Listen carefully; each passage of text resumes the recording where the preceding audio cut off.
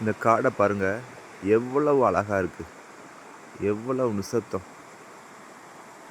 இந்த காடு புலிகள் சரணாலயம்.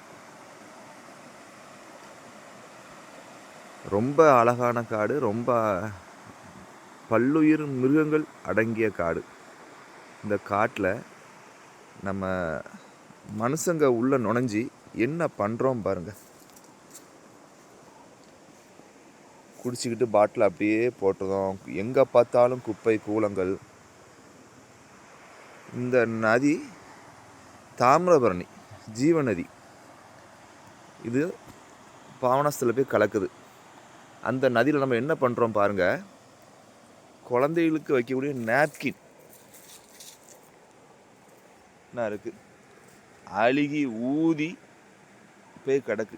இதில் உள்ள தண்ணி காலங்காலமாக சேர்ந்து எவ்வளோ விஷக்கிருமிகளை அதுக்குள்ளே தேக்கி வச்சுருக்கோம். அடுத்து ஒரு மலையோ அல்லது இது வந்து இந்த இதுதான் நதி.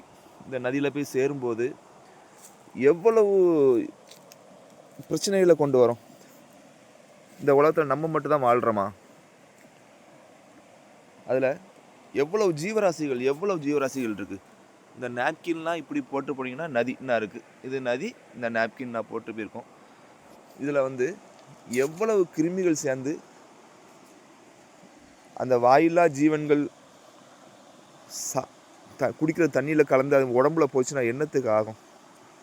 கொஞ்சமாக சுய புத்தியோடு நம்ம வந்து செயல்படுங்க. இந்த உலகம் நமக்கானது மட்டும் இல்லை, பல்லுயிர்களுக்கானது.